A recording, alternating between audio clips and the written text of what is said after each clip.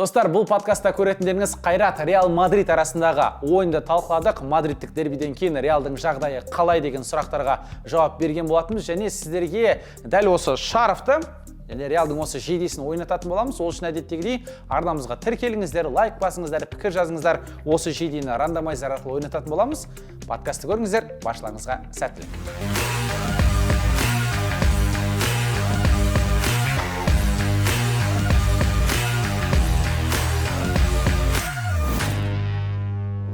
Атлетико мен Реал Мадрид арасындағы ойын 5-2 деген есеппен аяқталды. Ертең Қайрат қайталасын десең бар. Міндетті түрде келген шығар, өйткені Чемпиондар лигасында сен уже осындай командаларға қарсы статан набивать ету керексің. Винисиус болмаса да Родригоны солай Маринскийдің тоқтатқанын көргің келеді ме сіз? Нұреке, сенесіз бе соған? Қайраттың ойыншылары үшін де мереке ғой, негізі. Чемпиондар лигасында ойнау, сосын өз алаңында Реалмен ойнау арман ғой, қарап тұрсыз. Астанаға Манчестер Юнайтед келгенде, мен Манчестер Юнайтед қолдап отырмын. Біздің өзіміз қанша уақыт Реалға шыдап бере аламыз деген ой бар. Куртуа Қазақстанды біледі деген сияқты. Жол көрсететін бір адам ойнаған. Кәдімгідей от души қолдаңдар. Иә. Айқайлаңдар, тамақтарың қарылғып, дауыстарың отырып қалғанша. Сәлем достар, сіздермен Әлім Лайф және оның жүргізушісі Әлімжан Тасболатұлы. Бүгінгі біздің студиямыздың қонақтарында таныстыратын сәт келді. Нұржан Еркінұлы, Нұреке және де Дидар Есемов. Дидеке, қош келдіңіздер. Қалай Әлеке, жақсы ма? Жақсы барлығы, көңіл күйлеріңіз қалай жалпы? Жақсы, күшті. Дәл осы студияда осы Реал Мадридтің түскенін тікелей эфирде тамашалаған болатынбыз. Керемет біздің бір эмоциямыз. Егер де ол подкастты көрмесеңіздер, міндетті түрде төмен жаққа өтіп тауып көріп алыңыздар. Жалпы сол ойында жақындап қалды. Иә? 30 қыркүйек күні. Иә, жалпы енді бүгінгі подкастымыз осы Қайрат Реал туралы. Қазақстанда, алыс жақын шетелде, Қытайдан, Ресейден, Өзбекстаннан мен бүгін дәл осы енді аккредитацияға жауап шықты ғой, Дидар енді, екеумізге қатысы бар ғой. Соның ішінен бір әріптесімді де көріп қалдым. Өзбекстаннан мен нөмірін өзіме сақтап қойған болатын, айырылысамыз. Сол да келе жатыр екен. Сол сияқты өзбек бауырларға да, Өзбекстаннан келе жатқанда барша журналистерге де қош келдіңіздер дейміз. Енді ойынға келейік. Жалпы билет мәселесінде бір айтпай кетпесек болмайды. Нұреке, билет алдыңыз ба өзіңіз? Билет мен комната ожидания дейтін істеп қойды ғой, соның ішінде 114 мың бірдеңесінше скрины бар. Боп тұрдым, сөйттім де 4 сағаттай күттім ғой деймін. Содан кейін нервім шыдамады, сосын қоя салдым. Алмадыңыз? Алмадым, иә. Енді 114 мың болғанда уже шанс жоқ деген сөз ғой. Әр адам бір билеттен ағаның өзінде де ма? Жоқ, мынандай екен. Кейбірлер бронь жасайды екен да, уақыт береді ғой. Сен жаңағы картаңды тіркеп алуға дейінше. Ақшасы болмай қалып, сөйтіп кейбір билеттер босап қалып, сөйтіп жатқан екен. Біреу 11:30-да кіріп просто ала салған. Мен енді сол жаңағы кезекке тұрдым. Сен заранее кезекке тұрдың? Заранее мен сағат 5 болмай тұрдың. 3:30-да ма 3-те ма тұрдым. Сол кезде кезек ашылды. Сосын 5-те кезек қайтадан жаңадан ашылғаннан кейін мен 7236 болдым. Сөйтіп ала алмай қалдым деді. Сөйтіп ала алмай қалдым, себебі Қазақстан мен Италия ойнап жатты. Және ойын басталуға жарты сағат қалған кезде сол футзалдың очередь жылжи бастады. Оған дейін 1,5 сағат тұрды. 7236 қазықтай қағылып тұрды. Обновить етіп оттым, сосын ойын басталып кетті. Билет қарауға уақыт болмады, жұмыс жасадық, влог түсірдік дегендей. Сонымен арасында кіріп, үзіліс кезінде, тайм-аут кезінде обновление жасап тұрсам, қарап отыру керек екен бетіне. Достар, сіздерге керемет жағымды жаңалығымыз бар. Комментарийге кірсеңіздер, сол жерде белгіленіп, бекітіліп қойған бір сілтеме тұрады. Сол сілтемеге өтсеңіздер, біздің Telegram арнаға жазыла аласыздар. Ол жақта футбол туралы неше түрлі қызықты ақпараттар, көптеген қызықты мемдер бар. Міндетті түрде төмендегі сілтемеге өтіп тіркеліңіздер. Андай обновление болмайды екен де, мен сол кездегі порядокпен кетіп өттім да, ақыр соңында одан қалса бізде енді экстра тайм болды, ол жақта билет жоқ, сатылып кетті, жарайды. Настроениеңде болмай отыр. Бірақ енді шүкір, бізде енді аккредитация бар, ағам алып бергім келген еді негізінде. Ағам айтты, мен үйде отырып көресіз деп. Әйтеуір өзінің біреуіне өзім бармасам да, мысалы аккредитацияда 100% емес еді ғой, сондықтан билет іздедік. Мен де отырдым, мен бірақ сайтқа бірден кірген кезде сағат 5-те 40 мың бір бәле болдым. Сразу жаба салдым мен, ешкім күткен жоқпын. Сосын отырып, миллион билет бұйырмаса, миллионда ақшам қалды ғой қалтада деп. Сосын бір кездері кешкі сағат 7-лерде ма Әлекең жаза бастады ғой, Қайраттың сайтынан негізі алса болады деп. Өйткені ол сол жерден билет алыпты. Қайраттың сайтына кірдім, уже бәрі кіреді, спокойно не істеп и анандай не басталады, загрузка мест деген ба, сондай бір нәрсесі, сол загрузка мест болып әйтеуір 1 сағат қатып тұрды. Күттім, сонымен таки ашылмады, сонымен. Иә, бұл жерде енді бізден енді билет алған Шалеке алды, Есет алды, иә. Есет сол сайтпен кіріп 2 билет алып үлгеріпті. Бірақ көбісі айтып жатыр, 2 қатарынан орын таңдасаң алынбады, біреуден алсаң алынып жатыр дегенде. Негізі дұрыс емес қой, сен бір адам 2 билет алып жатса, қасына билет алу керек деген. Жоқ, ол дұрыс емес, бірақ бұл жерде сол Тикетонның несі болып тұр ғой. Ол енді түсініксіз нәрсе. Қатарынан 2 билет алған адамдар бар негізі. Бар ма? Дәреті барлары да. Мен негізі мынандайда неше түрлі өсектер естідім. Мысалы, сен шетелден бір VPN қосылып жатсаң, VPN қосылып, как будто шетелден кірсең, саған ана сайт сразу былай ашыла қалады деген. Мүмкін енді бірақ олай қараған жоқпыз. Сіздер? Өйткені мен ойлаймын, ол себебі неде деп. Өйткені анау Тикетонның өзі сайт лимит қойып тастаған сияқты, типа шетелден кіргендер де алсын деп 1000 адам шетелге беріп қойған. Ол жақта қаттандай загрузка болған жоқ та біздікіндей. Қазақстанда 200 000 адамдар очередьте отырды деп мынандай скриншоттар жүр ғой. Түсінікті. Енді құрметті оқырмандар, сіздер алып үлгердіңіздер ма, ойынға барасыздар ма? Бұйырған да. Иә, жаза келіңіздер. Сіздерге бұйырды ма, бұйырмады ма дегендей. Бірақ енді кімге бұйырды? Кәдімгідей от души қолдаңдар. Айқайлаңдар, тамақтарың қарылғып, дауыстарың отырып қалғанша қолдаңдар. Алға жетелеңдер. Қазақтар реал деп отырмаса болды деп отыр. Дейтіндер болады енді. Болады ғой. Бір үйде бір жынды болады ғой, енді арасында бірлер болады сөйтетіндер. Мейлі енді, жалпы айтып көп жынды болады ау. Себебі мен былтыр Челсиде де көрдім, енді Челсидің жанкүйерлерін былай араласамыз ғой. Сөйтіп мен сұраймын ғой, неге Челси енді Астана ойнап жатыр ғой, өзімізге десе айтады да, брат, енді сен көріп келдің ғой дейді, саған бұл қызық болмауы мүмкін шығар, бірақ біз бұл өмірімізде көреміз бе, көрмейміз бе, білмейміз дейші. Жоқ, мен де өзім. Деп маған айтқан енді. Бірақ мен ол кезде Астанаға жанкүйер болдым деп айтпақ қойыншы. Астананы қолдадым, ертең де Қайратты қолдаймын. Ешеуіне де жанкүйер емеспін. Жоқ, Қайратты міндетті түрде қолдаймын, бірақ Астанаға Манчестер Юнайтед келгенде мен Манчестер Юнайтед қолдап отырғанмын. Бірақ Glory Man United деп айқайлап отырған жоқпыз. Формада болған жоқсың. Жоқ, сен акретпен жүрдің ғой кезде. Иә, мен акретпен жүрдім, сондықтан ешқандай не емес. Просто енді іштен өзім емеу жанкүйері болдым. Содан екен ғой Манчестер жеңілгені. Сондай болды, бір дөнер ұтылып қалғам ерсін ерікке. Сондай болған. Дұрыс. Енді мынау жаңа айтып отырмыз, алыс жақын шетелден де адамдар келіп жатыр деп, Қытайдан да көп жанкүйерлер келіп дегенде, сондай бір ақпараттар түсіп жатыр. Одан қалса енді түсінікті, Ресейден жан-жақтан келетіні дұрыс. Бұл футболдың нағыз енді мерейтойы ғой. Дәл осы Европаның ең шығыс нүктесінде өтетін ойын бұл енді. Қайрат өткенде рекорд қойып келді, Лиссабонға барып. Ойынға оралайық. Ойынға оралатын болсақ, ойын туралы айтатын болсақ, Қайрат енді соңғы ойынын жеңіске қарсы өткізген болатын. 22 қыркүйек күні 8 күн уақыт бар.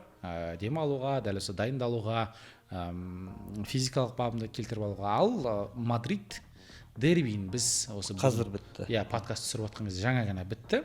Атлетико мен Реал Мадрид арасындағы ойын 5-2 деген есеппен аяқталды. Ертең Қайрат қайталасын десең. Қайталасын? Аумен айтқаның келсін. Енді Қайрат негізі осы турда да ойнау керек еді ғой, премьер лигада. Ойында, жетісумен болған ойында қазан айына не істеп қойды. Сондықтан 8 күн бөлініп отыр, кәдімгідей дайындалса болады. Бірақ соның өзінде Реалға қарсы ойнау енді оңай емес, қалай болғанда да. Өйткені Реал қазір жонданып келеді, олар жеңілді, олар чемпиондар лигасын өте маңызды көреді. Бәрінің ең басты сұрағы соңғы кездері бірнеше сұхбат, анау бәрінде сұрап отқан Реал өз несімен келе ма, негізгі құрамымен келе ма деген. Міндетті түрде негізгі құрамымен келеді ғой. Сол Беллингем қазір жарақатынан айықты, Мбаппе бәрі болады в общем. Нұрекесі қалай ойлайсыз? Негізгі құраммен келеді, өйткені былтырғы қателігін қайталамайды ғой. Былтыр енді анау чемпиондар лигасының жаңа форматында ойнағаннан кейін көп нәрсе түсініксіз болды ма, жаңағы басында Лилге де ұтылып қалды мысалға қонақта. Сондай нәрселерді қайталамау үшін негізгі құраммен келіп, сосын қиын ойындар көп қой. Алда Реалдың егер қарсыластарын тізіп айтатын болсақ, Ливерпуль бар, о жақта Ювентус бар деген сияқты. Сити бар. Сити, Бенфика, сондықтан да ол матчтардың кез келгенде ұпай жоғалтуы мүмкін. қанша жерден корольдік клуб болғанмен, сондықтан да бізге негізгі құраммен келеді, оған сенімдімін. Бірақ енді негізгі құрам дегенде де біз анығын білетін екі ойыншы келмейді. Карвахаль мен Трент Александр-Арнольд. Енді ол жарақат болады, Рюдигер де келмейтін. Рюдигер де келмейді, одан қалса бүгін де Эдер Милитао ойын барысында аздап бір жарақат алып қалғандай көрінді. Сол үшін де алмастырып тастаған да көретініміз. Яғни қорғаныста біраз бір мәселе болуы мүмкін. Карвахаль енді келмейді. Еуропа чемпионы Трент Александр-Арнольд та Алматының керемет тауларын көрмейді, ол қуанып жатқан шығар. Жоқ, мүмкін командамен демалып қайтуға келетін шығар. Десеге 8 сағат тауларды көремін деп. 8 сағат шықпа. Жоқ, кей кезде болады ғой, енді сондай шеттетіліп қалған ойыншыларды бәрі рахмет дейтін сияқты, бірақ жігіттер жолы болсын, мен сендерге сенемін. Спокойно тренировка жасап жүре берейін дей ма? Иә, өзім демалайын, күн ванналарын алайын Мадридте дейтін сияқты. Бірақ қашан шанс болады да Қазақстанды көруге, мысалы Карвахальда? Карвахальда болмауы мүмкін, Трентте бар шығар. Англия ұлттық құрамасы шықпаса болады ғой. Карвахальда қиындау енді о жағы. Мүмкін, иә. Енді сіздер жалпы бүкіл негізгі құрам келеді деп жатсыздар, иә? Мен Джуд Беллингем келеді, себебі жарақатын айықты. Жалпы ойлағаным, Джуд Беллингем дәл осы біздің Қайратқа қарсы бірінші минуттан шығып 90 минут өткізеді деп. Бірақ бүгін өткізіп қойғанда көріп отырмыз, осы иығынан жарақат алғаннан кейін, иығына ота жасағаннан кейін келіп отыр. Бүгінгі ойында ойнады. Ойыннан кейін Хаби Алонсо жаңа Атлетикоға қарсы айтыпты. Біз Реал Мадрид деген атқа лайық болмадық деп. Иә, 2-5 қадалып отыр ғой. Мадрид дербиі. Бұл жерде енді ойындап отыр. Негізі Реал бұл ойынға фаворит ретінде келіп отыр. Өйткені оның алдында қатарынан барлық ойын, 6 ойынның бәрін жеңіске жетіп отырды. Ал Атлетико болса кризисте деп айтып жүрдік. Соңғы кездері өте қиын ойындар. Мысалы Реалдың алдындағы ойында да соңғы минуттарда гол соғып, керемет Хулиан Альварес гол соғып сөйтіп жеңіске жеткен. Мына жерде енді сол баяғы Диего Симеоненің Атлетикосы әйтеуір тістесіп тырысып дегендей. Атлетико қатты ойнады. Сосын Атлетикоға қарсы Реал соңғы жылдар сырт алаңда дұрыс ойнай алмай жүр ғой. Соңғы 4 жылда Вандер Метрополитенада қиын. Иә. Бағана оқып қалып едім, соңғы қай жылдан бері үшін біраз болған. Жеңбеген не ма? 2022 жылы жеңген екен, бірде қылып соңғы рет. 3 жыл болған. Ол бір, содан кейін Атлетико Реалға қарсы жақсы ойнайды ғой. Барын салып, оған қоса Альварес қатты ойнап кетті. Сөйтіп әбден састырды. Сосын Реалдың қорғанысы да қатты емес қой енді. Мәселе бар әлі. Сосын жаңа Алонсо да өзі айтып отырды. Біз енді құрылып келе жатқан командамыз, сондықтан осындай үлкен ойындарда сәл-пәл қателіктер болады, анау-мынау деген. Ал енді біздің Қайратымызға, өзіміздің командаға оралатын болсақ, жалпы жарақаттарды білеміз енді қақпашылардың, Заруцкий мен Анарбековтің, бірақ Анарбеков жақын арада осы тіпті жаттығуға оралып қалады дегенде ақпараттар шығып жатыр. Сосын күні кешкісін бүгін енді азанға қарай бір біздің әлеуметтік желіде бір жағымсыз ақпарат шыққан болатын. Бірден айта кетейік, ол өтірік. Қайрат қақпашысы Шерхан Қалмырза жаңа ДТП-ға түсіп қапты. Енді қатты ештеңе болмаған, бірақ сондай бір не болып ол өтірік. Бірден оған сенбеңіздер деп айтқымыз келеді. Ол GTA-да болған нәрсе десе. Үйінде ойнап жатқан кезде мүмкін десең да. Осы Шерхан енді өткенде Лиссабонға қарсы ойынын қалай бағалайсыздар? Спортингке қарсы. Өте керемет бағалаймыз, өйткені матч басталған кезде бірінші шабуылда осы Шерхан тоқтатты ғой, кәдімгі аяғын созып. Содан кейін ары қарай өзін бір сенім пайда болған сияқты пенальти шығарып алды. Бірақ ол жерде Қайрат ойсырай жеңілгені енді спортингтің әлде қайда деңгейі жоғарылауы соны дәлелдеп отыр. Қайрат үшін де бір қатты андай не істейтін нәтиже емес, өйткені Чемпиондар лигасында кәдімгідей тұңғыш рет кездесіп отыр. Осындай атмосфера ол да тек қана Шерханға емес, барша командаға сондай кәдімгідей бір қысым болды. Сондықтан бұл жерде ал Шерханның өзінің ойыны меніңше өте керемет. Мысалы осы маусымда Қайрат жастар сапында ойнап жүрген, қазір Чемпиондар лигасында өзін Жозе Альвалада ойнаған, ол әрине ерекше. Енді мынау 60-шы минуттан кейін Қайраттың көрдік қой, жалпы Спортингқа қарсы біраз қиналып қалған. Жігіттер енді бұл жерде өкпелейтін ештеңе жоқ. себебі біздің чемпионаттың динамикасын білеміз. Живани Кендалар кәдімгідей бүйтіп Альп тауында жүргенде араларынан өтіп бүйтіп фук өткізіп барып гол соқты ғой. Осы бір мәселе қаншалықты ертең Реалға қарсы қиын болады. Біз Реалға қарсы өз алаңымызда біз енді айтамыз ғой, ойбай Алматының тауы керісінше 60 минуттан кейін 60 минуттан кейін қонақтарға бір ерекше әсер етеді деп. Ал біздің өзіміз қанша уақыт Реалға шыдап бере аламыз деген ой бар. Енді түсінікті, біз фаворит емеспіз, бұл Реалға қарсы Қайрат түгілі айтатын фаворит команда деп айтатын қиын ғой қазір. Бізде физика жағынан енді мойындау керек қой, енді әлсіздеуміз, бірақ соған қарамастан өз алаңымызда ойнағаннан кейін бір қатты ойсырата ұтылып қаламыз, бір 5-0 болады дейтін ой мүлде жоқ. Менің ойымша 1-0, 2-0 болады әрі кетсе. Мүмкін 2-1 деген сияқты есеп болып қалады деп ойлаймын.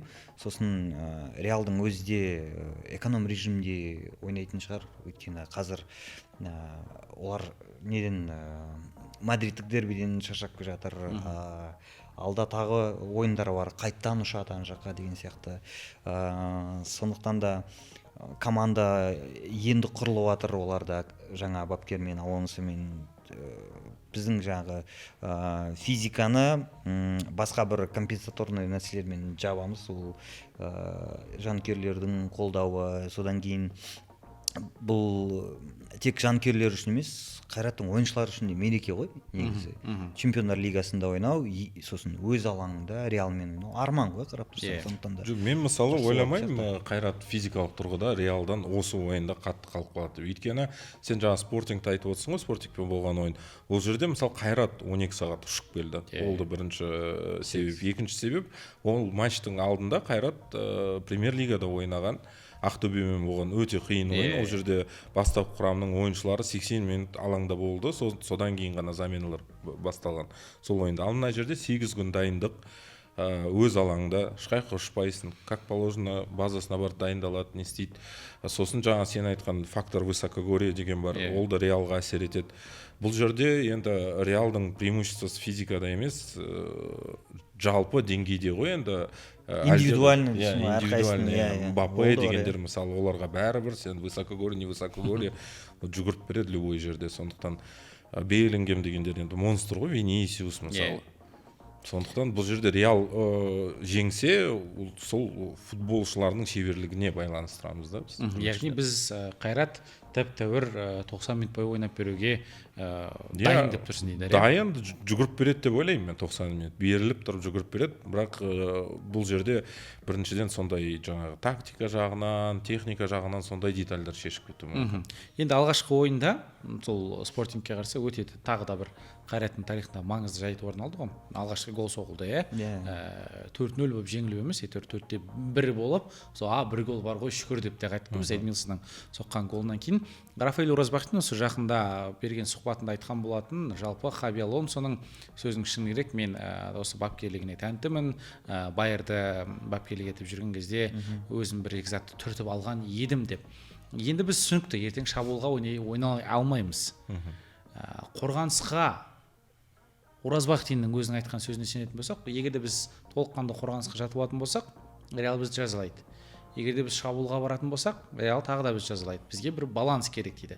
Баланс деген сөзі ол қалай? Дидар, сенің ойыңша? Баланс деген 70% қорғаныс, 30% шабуыл ма, әлде одан да көп па? Жоқ, ол жерде мынандай ғой, баланс тура сол 50-ге 50 емес қой енді.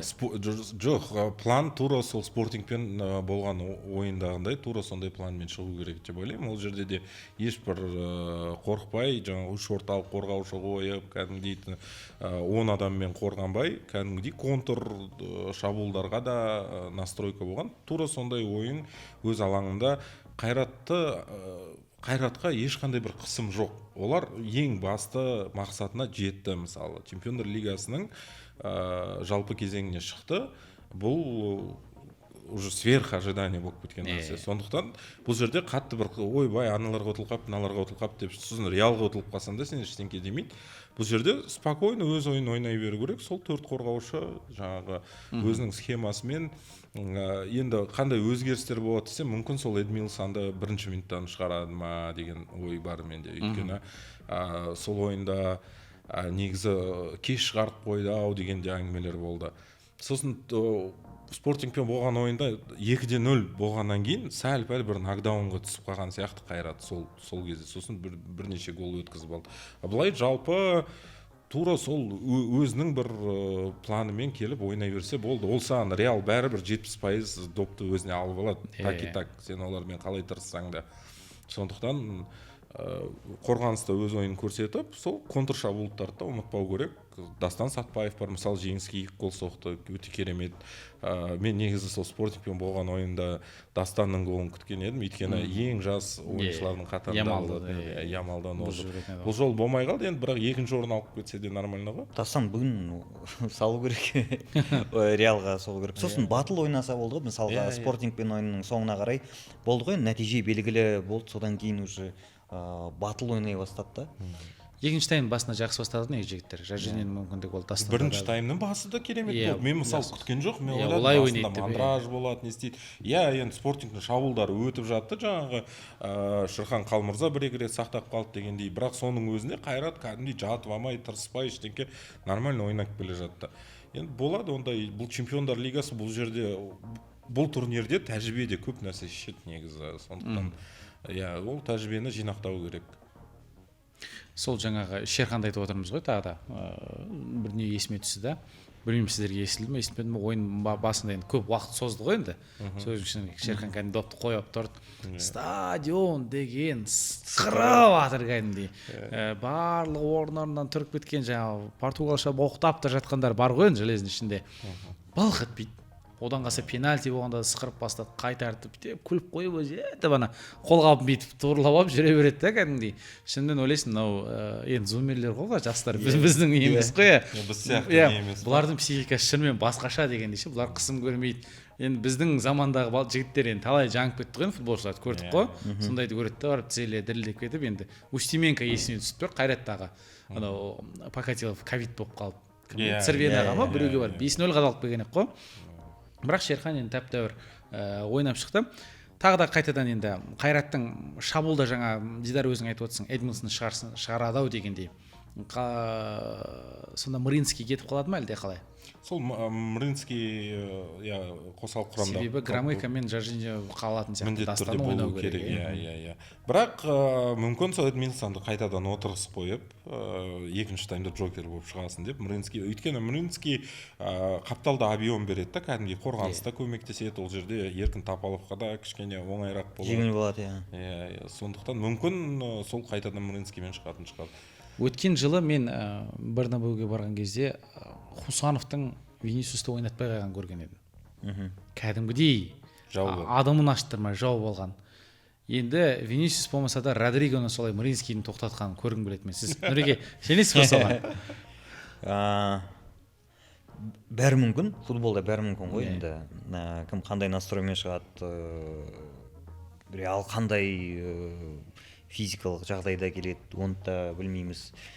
Бүгінгі ойыннан кейін Атлетико Мадридтен кейін керісінше андай бір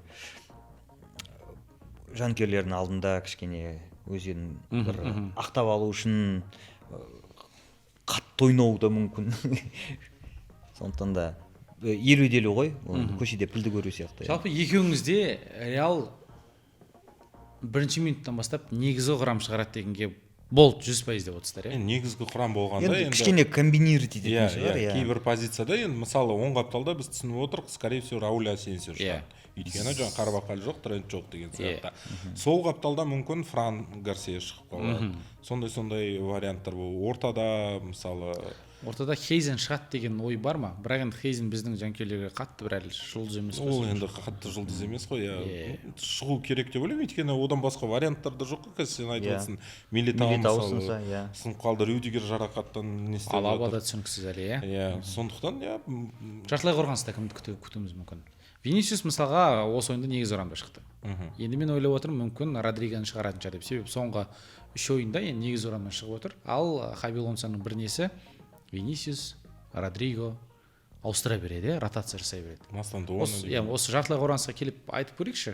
Шамамен кімдер ойнайды? Жартылай қорғаныста сол өзгеріс болмайды. Мен сол Гюлер, Беллингем және Вальверде сол үшеуі шыға береді деп ойлаймын. Және шабуылда? Шабуылда Мбаппе бірінші минуттан шығу керек деп ойлаймын. Мбаппе, Мастантуоно, Родриго ма? Иә, мүмкін сондай вариант. Бұл енді бірінші жарымыншы состав деп айта алмайсың ғой, негізгі бірінші состав болып тұр кәдімгідей, тек қана енді қорғанысты ол мәжбүрлі өзгерістер. Мастантуоно емес, Брайм Диас шықсын мысалы. Ол да бір жарымыншы состав емес қой, ол да негізгі состав қой. Түсінікті. Қақпада Куртуа. Лунинді көріп қаламыз ба? Қорғанысқа оң жаққа. Лунинді көріп қаламыз ба? Қалай ойлайсыздар осы мәселеге? Жоқ, Куртуа шыға береді ау. Куртуа Қазақстанды біледі деген сияқты. Жол көрсететін бір адам ойнаған, бірақ енді Астанаға алып кетпесе болды енді. Астанада ойнады ғой, Алматыдан ана жаққа. Мен білем деп Астанаға алып кетпесе болды. Түсінікті, біздің Қайраттың құрамына келейікші енді. Қақпада түсінікті Шерхан Қалмырза. Оң қаптал қорғаныс. Еркін ба әлде Мрынский береміз ба? Жоқ, Еркін Тапалов қорғаушы болып ойнайды, ал Мрынский кішкене жоғарырақ ба? Жоғарырақ. Ортада Сорокин мен Мартинович. Сол қапталда Мата. Ортада Офри мен Дамир Қасаболат па? Басқа варианттар жоқ қой қазір. Білмеймін, Дэн Глейзер сол түсініксіз болып жатыр. Жарақаты, бір айықты дейді, бір әлі дайын емес дейді, бірақ өткенде командамен бірге барды бірақ Лиссабонға. Болды. Жоқ, дайын болса, мысалы, онда енді бірінші минуттан бастап Қасаболат шығып, бірақ сосын Дэн Глейзерге ауыстыру деген сондай варианттар болады. Өйткені орталық енді ең қатты қысым алатын сол орталық шеп қой, сондықтан оларға ең қиын болатын сияқты менің ойымша. Ал шабуылда? Шабуылда Дастан Сатпаев міндетті түрде шығады. Кім бар тағы? Жоржиньо и Громыко ма? Түсінікті, және қорғанысқа сәл кім Мрынский көмектеседі ма? Глейзер сол естеріңізде болса, Селтикке қарсы қарымта ойында өзіміздің алаңда шыққан еді ғой, Дамир Қасаболат қосал құрамға қалдырып, сол жерде сол ойыннан кейін жарақат алды, екі ойын қатысқан жоқ, соңғы екі ойында да тіпті тізімге де ілінген жоқ. Енді жалпы ең қызықты сәт не ойлайсыздар, қалай болады? Есепке, болжамға келейік. Соны айтатын болсақ. Өте қиын болжамдау. Енді былай анық айтатын нәрселердің бірі ол менің ойымша Килиан Мбаппе гол соғады. Жалпы Килиан Мбаппе Қазақстанның ұлттық құрамасына да соққан. Жоқ дегенде пенальтиден соғады. Жоқ дегенде пенальтиден соғады. Қазір Қатарынан 6 ойын ғой деймін. Франция ұлттық құрамасында 2 гол сосын 7 гол Қатарынан. Және Реалдың сапында 5 ойын Қатарынан гол соғып келе жатыр. Керемет бабында, сондықтан әйтеуір сол Килиан Мбаппе голсыз қайтпайды ау. Гарсия шығып кетеді деген қорқыныш шықпа негізі құрамнан? Шығып кетеді. Гарсия шығады да Килиан қосал құрамда отырып қалады деген. Жоқ. Сен шабуылшы Гарсияны айтып отырсың ғой. Жоқ. Фран емес, шабуылшы, жас. Жоқ, міндетті түрде Килиан шығады. Өйткені Чемпиондар лигасында сен уже осындай командаларға қарсы статан набивать ету керексің. Ол алтын доп миында отыр ғой қазір. Міне қазір ғана өтті, 7-ші орын болып қалды. Иә. Түсінікті. Нұреке, сіз болжамыңыз? Болжам сол қиын ғой енді болжам айту. Менің ойымша сол 2-1 мүмкін 1-1 деген есептер болып қалуы мүмкін. Арда Гюлер гол соғуы мүмкін деп ойлаймын соңғы кезде. Болмаса нәтижелі пас па, жаңағы Мбаппе сияқты ол да қазір өте керемет. Кішкене енді Реалдың жанкүйерлері байқаған шығар, кішкене салмақ қосып, залда айналысып, физикалық тұрғыда кішкене мықтырақ болып келе жатыр. Баяғыдай қамбақшал емес былтырғыдай. Биыл корпусы да бар, кәдімгідей ойнап, пас шығарып, гол соғып сөйтіп жүр. Сондықтан сол бала кішкене қауіпті. Мбаппе енді ол сөзсіз ол да өте қауіпті. Бірақ мен бір нәрсеге қатты сенемін, ол Қайраттың бір голы, кемінде бір гол Қайрат ұралады. Қайрат бір гол соғады ма? Иә. Сол негізі гол соқса бізге жетеді. Енді түсінікті. Енді дәл осы тұста екеуіңізден гол соқса жетеді деген ойды түрлеріңізден оқып отырмын. Мынандай сұрақ қояйыншы. Қандай нәтиже тіркелсе, Қайрат үшін бұл жеңіспен пара-пар болады? енді тең нәтиже ол түсінікті, иә, ол тең нәтиже деген бірақ жаңағы жеңіс болса ол да жеңіс жоқ, жеңіс деген ол енді жоқ, түсініп отырмын қандай есеппен ұтылу керек деп 5-0 болса мысалға ренжисіздер ма? жоқ, қандай 10-0 болса да ренжімейміз ба? ренжімейміз, өйткені қазіргі таңда бәріміз түсініп отырық, Реал деген әлемдегі қазіргі таңда топ-5 мықты командалардың арасына кіретін команда. Сондықтан бұл жерде ешқандай нәтижеге реніш болмайды, бірақ Қайрат гол соғып жатса, қанша гол соқса сонша қуанамыз да. Мен соған Дастан Сатпаев мысалы соғып кетсе керемет. Сол Дастанға бір келіп тұрған сияқты, шынымен осы ойында өзін көрсететін. Бағы бар бала ғой енді. Осындай жаста Челсиге ауысқан бала, сосын Чемпиондар лигасына шығып, Реалмен бір топқа түсіп жатыр, бәрі соған келе жатқан сияқты ғой. Сосын мысалы сен Реалға гол соқсан, сен Реалдың да скауттардың, сен Флорентино Перестің көзіне түсесің да мысалы. Олар өздері осындай жас жаңағы вундеркиндтерді жақсы көреді ғой. Жақсы көреді. Мүмкін сол Челсидан әкеліңдер бір 10 миллионға деп ала салатын шығар. Тот Бугель үстінен 6 миллион дейді ғой. Сатам дейді ғой. Таза бизнесмен ғой. Негізі дұрыс нәрсе айтып отырсың, көп футболшылар осындай үлкен клубтармен ойнағанда өздерін сатады. Ең мықты ойынын көрсетуге тырысады. Ал Дастан сияқты, Дастан енді басқа ойыншылар ренжімей қойсын, бірақ басқаларына қандай әлдеқайда потенциалы жоғары, болашағынан кәдімгідей үміт күттіретін жігіт қой. Сондықтан қатты жаны ойнайтын сияқты.